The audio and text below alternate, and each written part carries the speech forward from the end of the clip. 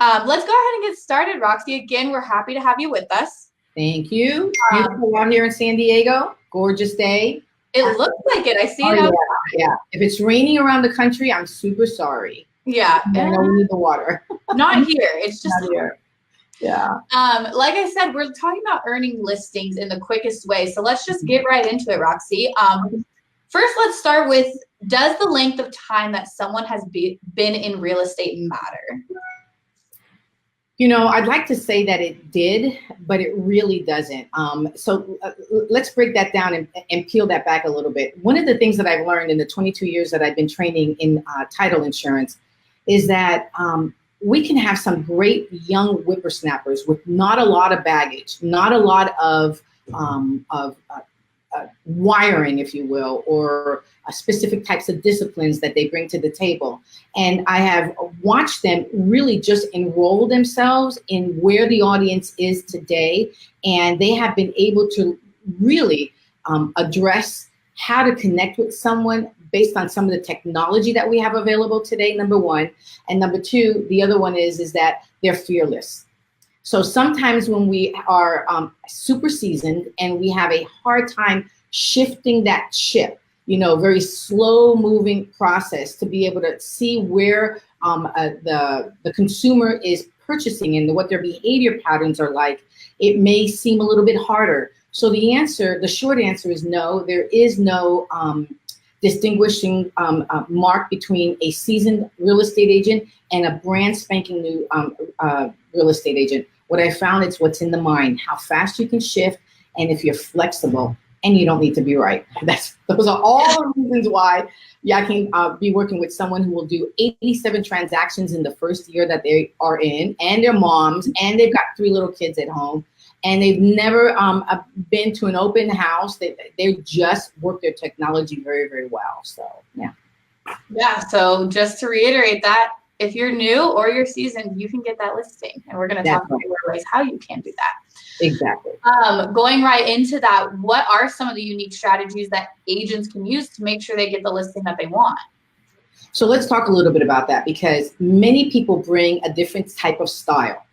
Have you ever noticed that you might be in a conference and the trainer is saying something? Now, you've been to many classes and you've probably been to a lot of education and a lot of conferences, and all of a sudden the trainer said something to you that you go, what? I can do that. It's because when the student is ready, the teacher will appear. And that is really one of the things that I found working with a variety of different top producers and brand spanking new launch for new real estate agents, is that they have to first identify what they actually like. The problem we have in our industry, and I wanted it to be as honest as I possibly can, because I know many people in the audience are feeling this way. The problem that we have in the industry is we're trying to do it the way that guy did it, or the way that gal did it. And we're losing our hearts on why we really want to sell, I was gonna say title insurance, but why we really want to sell real estate. Yeah. Now let me address a couple of techniques, if you will, because many people, just like you folks, have a great educational program here at Allison James. Sometimes we can't hear it because it's not actually our belief system. It may be, you know, some people will door knock. They'll go, oh my gosh, I'm super, super successful. I'm door knocking. I'm going around. I'm cold calling. Breakfast of Champions. That rejection, I need it. I want that. Give it to me. And then other people will mail and farm that way. All of those ways are perfect ways if that's the way that you feel comfortable and confident. The thing is the consistency, and we have a lack of it. Example, if somebody has a brand new listing, they go out and they take that listing, and the first thing that they're going to do is shout out the good news, and they're going to send out a just listed in the farm, in the community. They're going to let everybody know what you're doing, what type of work you're doing. The challenge is that how we send it. I went to an event one time where I learned something pretty amazing, and I think that this was the defining moment for me when it came to lead generating. You can put anything that you have in marketing. Some people put in these little baggies and then they hang them on the door. That's okay. You really know when your success rate really raises when you get some response back from the consumer. That's when you know. But if you put everything in a box, they're like a Chinese takeout box. If you put everything, wrap it up. I've got some pictures for anyone who wants to ask me about that. I'll give you some visuals so that you can see it's 100% open ship on that. And the material is read there. And if you do that once a week at your farm, in a box, whatever marketing material, I usually have a campaign that I like to work with our agents. Any marketing material that you put in there, that has 100% open ship. And before you know it, by the 4th week, they know your name. They know your name and they know that you're a real estate agent. So that's one area if you're someone who likes to be super physical inside of your farm. The other way to get a listing today is in your phone. Now, I'd like to address a couple of different things because this is something that happens to me in every course that I teach and train. The CRM seems to be heavy on most of the real estate agents that I work with. The top producers, the people who are really rolling out great content and rolling out an experience with other agents, they tend to have a pretty robust CRM. Now, I don't want anyone to look at it. Maybe we can change the mindset and change the ticker, if you will, on what you think about a CRM. I want you to think of them as your employees. Every single person that's in your phone works for you. They are part of your team. They are employed by you. And if you had them under a brick and mortar and you were the CEO of a company, wouldn't you behave differently than just letting them go by the wayside and possibly sending them something every once in a blue moon? Every 3 weeks, if you have relevant content that's exciting, fresh, and relevant, you will find people will be responding to your CRM. But this phone right here and all the contacts that are on there, anyone who's ever called you on a sign call, anyone who's ever done a transaction with you, anyone who's ever been on the other side of business, your friends, your neighbors, and I know you've heard this before, but let me go a little bit deeper.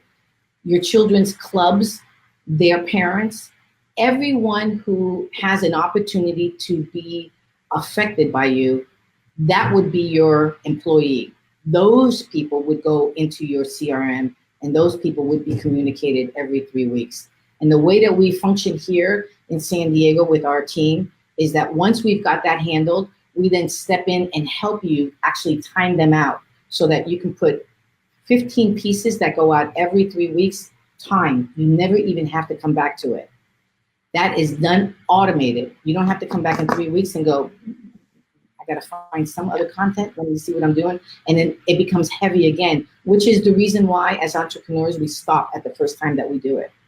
Mm-hmm. So this right here, there's money here right now. And we make judgments about whether these people are interested in doing business with us or not. And the fact of the matter is we don't know. We don't know if we've had someone who's passed. We don't know if we've had someone who is getting married, a new birth. We'd have no idea what is happening inside of someone's home. So being connected on a consistent basis, touching on all different levels of education, I think is the best way for you to get a new listing immediately. I love that mindset. That's the first time I've heard that mindset to just switch from our people to these are my employees is huge. Yeah. I feel like it makes such a difference. And my gosh, not only does it make a difference, it actually gives you kind of like, the worst thing that you want to do, and I think that most of the real estate agents that I work with as well feel uncomfortable with themselves when they have knowledge and they have information and they do nothing with it. It's like sitting on a bed of nails. It's not comfortable. You'll never really be content because you haven't really gifted your entire essence of who you are as a real estate agent. I mean, if I were to ask the audience today, what does a police officer do? What does a fireman do? Mm-hmm. What does a teacher do? You immediately go into different areas of service and elevation of their industry. If you ask someone, what does a realtor do? There's an entirely different process that happens to all of us as consumers, which is the reason why the level of kind of like the connection that they have with people, they just have a different perception of what we do in our industry. But it is our responsibility to switch that and change that. it is our responsibility not to speak the same thing. You know, if you're going to do it just listed and just sold, and it's going to say 4BD, 1 SLPT, 2800 SQFT. I mean, that's industry lingo that doesn't distinguish someone's character or their values. That, I mean, you can find hundreds of thousands of templates on Google on a just listed and just sold. I would stay away from that. There's a much better story that can be told where you can enroll someone so that every time something comes through the email, they're going to go, or in content in mail, they're going to go, wow, I got that. I got that. Yeah. So you can go to all these classes and learn all these different techniques on how to market your listing the best way or things like that. But it's about finding your own niche. You can take this advice and what people are saying, but you have to be unique in a way in order to stand out. I mean, being here on video, you are in another part of the country. I am in another part of the country. Technology, you know, the fact that the box is here and that we can affect and impact people in the comfort of their own homes, it's something that we as an industry have to take notice of, because right now we are ordering our dinners in a box that are coming in. We're ordering Netflix movies through our computer. We are ordering our clothes. I ordered this light that we're enjoying here this morning through Amazon. The muscle, the condition of the way that people are actually creating commerce has already shifted. They've left. Now we can do, you know, there's one thing that you can't do. You cannot download the human spirit. And that is not what we're speaking about. I'm not asking you or anyone else to turn the essence of who you are as a real estate agent and only do video. But when I tell you that 97% of the consumer will watch something before they read it, we want to impact them. So we want to be able to give them what they need. And if they're sitting in their comfort of their own home and they're shopping for homes first, they're moving around, going from web page to web page, trying to find you already know that that's how you're doing it. Well, that's how they're doing it as well. So all we want to do is feed what they want. And we can do it in so many different ways. Your way is perfect as long as you do it over and over again. It's consistent and you can find a voice in it. Because if you don't have anything to say, people will just move on. Some people go, I hate doing video. I hate Facebook. I have to say, okay, you hate Facebook. Maybe it's because someone in there offended you via politics or religion, or maybe they were on video and all they were doing was showcasing themselves. Well, that's actually none of our business. Yeah. That's what they're doing. What we're doing is we're providing that service to them. So it needs to be, video is definitely effective, and we've learned that, and a lot of people are scared to do it, but I always talk about this with our digital marketer. Do it. I used to be scared. Do it a couple times, you'll be good. Yeah. But again, be unique and find your niche and be consistent, just like Roxy said. Exactly. And weaponizing, we want to weaponize our value through the technology that we have. And we can. I want to tell you a little short story regarding the income that I made on Facebook last year. For my family, I made over $200,000 just on storytelling. Not saying that I'm the #1 sales rep in the nation, because I'm not. I'm actually top 5%, but just let you know. Nobody really, in the big scheme of things, none of that really worries. It's the consistency that people will know that there's an entire library that we have already created and prepared just for the consumer, for the real estate agent to give to the consumer on solar liens, on why we needed a statement of information, a variety of different things that we know is sometimes difficult for a real estate agent to communicate. We should all be making a little, everyone should have a small little library. As soon as you've left an appointment, an immediate video goes out that you've already pre-prepared, that goes to everybody the same, that says, thank you so much for meeting with me. It was we had a blast. I'm super connected, and know whatever your story is in that piece, you want to be able to send it out automated. That's, yeah. Yeah. Right? That's a great tip. I love it. I love everything that you're saying. What are a couple things that can make someone a producer who other agents will fear? Yeah. Okay. Well, one of the things that I like to work with an agent is once we figured out what their unique DNA is when it comes to marketing. Some people are shy, they bring, as I said, depending on what relationships they have with money, what relationships they have with working with complete and total strangers. Is it a referral-based business? Once we've identified that, we can then move in. Let's talk a little bit about the referral process. Now, that is the easiest, fastest money to be made. We tend to, no matter what, absolutely try hard to go after the people who don't know, care, or trust us.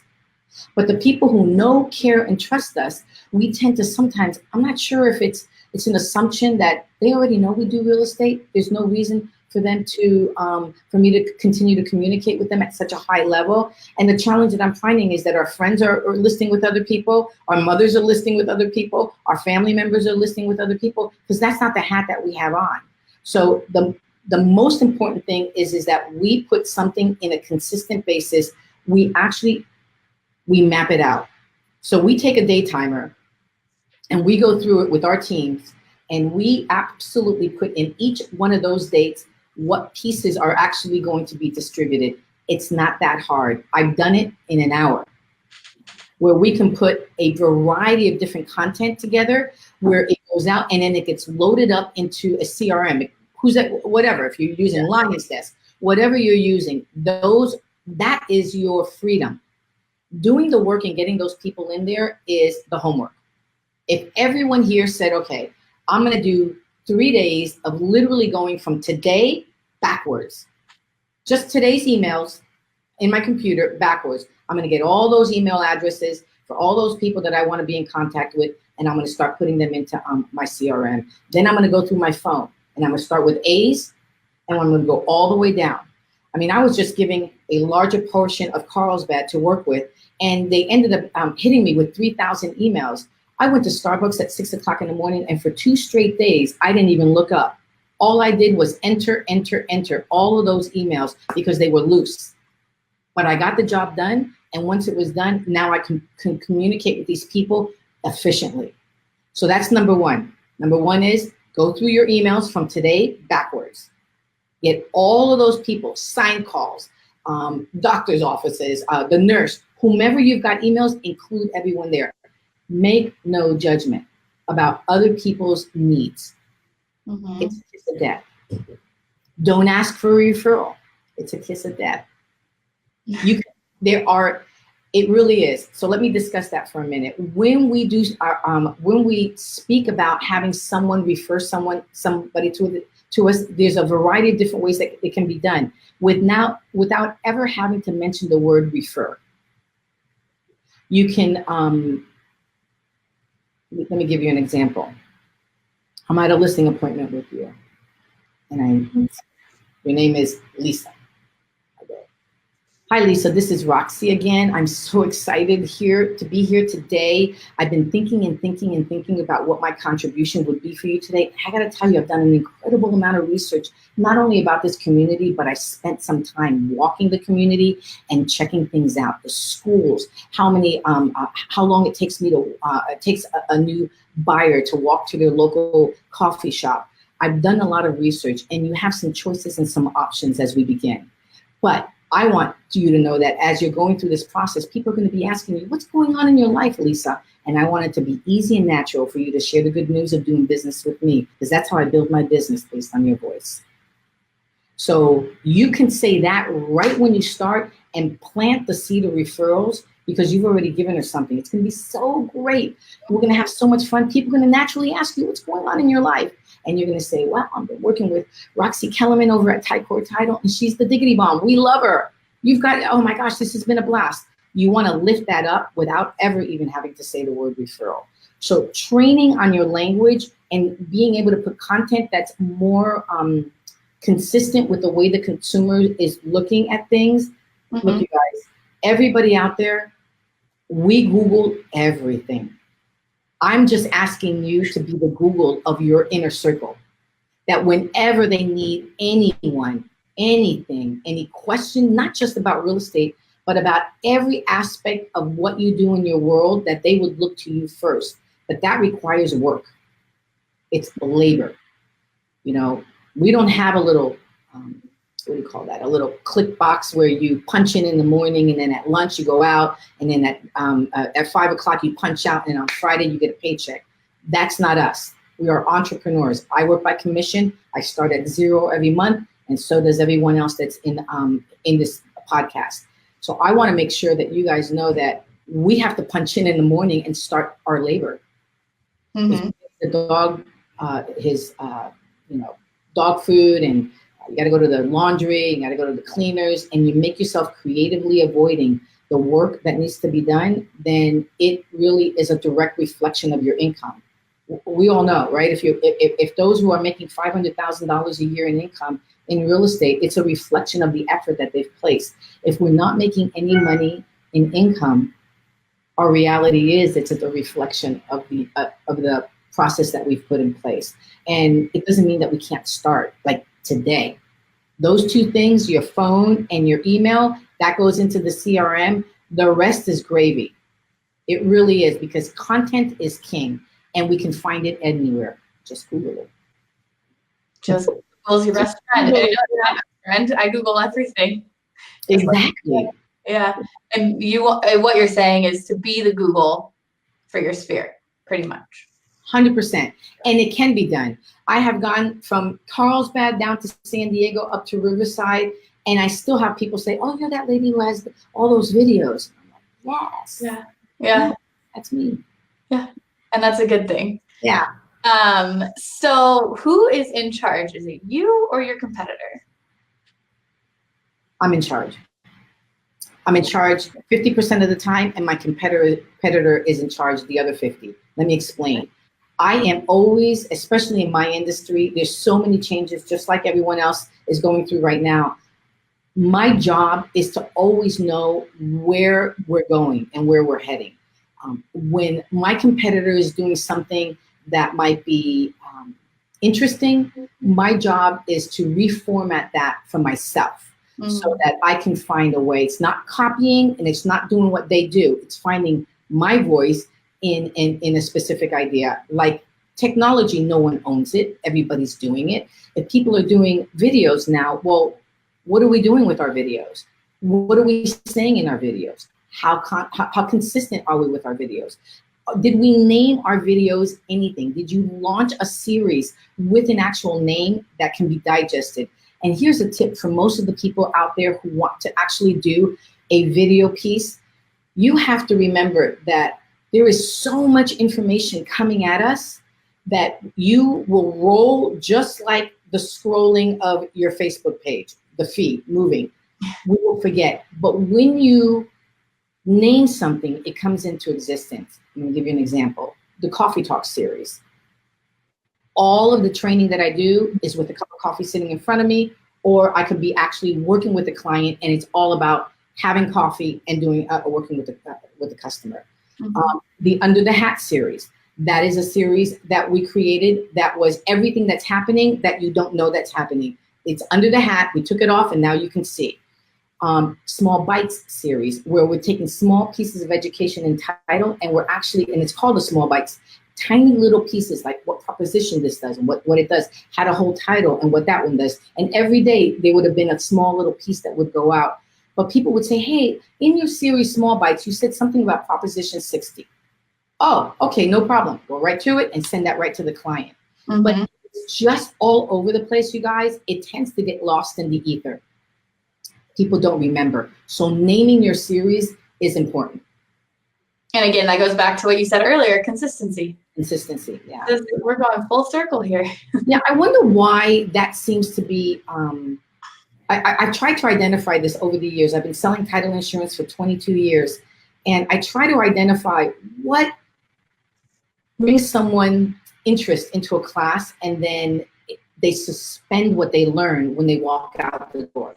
Mm-hmm. I've noticed that even about myself, like if I go to a big conference, I spent a lot of money. The thing about working with our team at Ticor is that we're boots on the ground. We're here with you. We're working here with you. So across the country, people can actually find and interview their title reps to find out who's going to be that right partner. And you want to know what the intellectual capital is, not just the services that they provide, because service means something different to every single person that's watching right now. Service is not the same for you or for me. Mm-hmm. So we want to identify what that is. Yeah, definitely. So you've given us a lot of great insight today and a lot of great tips on how our agents can go out and earn that new listing today. And I hope that they take everything that you said and definitely take it into consideration and then apply it, because it's all such useful information. So can you tell people where they can find you and all that fun stuff? Oh, that'll be great.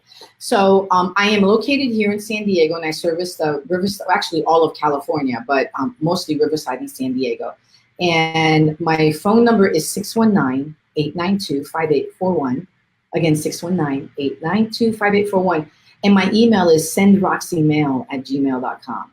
Again, sendroxymail@gmail.com, making it easy for you to remember. And if you have any questions regarding anything that I shared today, it would be my honor and a privilege to be able to provide. And you guys should all go find her on Facebook too. Absolutely. Let's be buds. Yes, yes. So again, thank you so much for joining us again. It's always such a pleasure talking to you. And you, like I said, you have so much great insight. I just love listening to you. Thank you. So we do appreciate you. Next week, we will have Eric Hammond talking about how to create a successful weekly newsletter. So you won't want to miss that one. I hope everyone has a great rest of their week, and we'll be back next week. Bye, everyone. See you later. Happy summer. Bye-bye.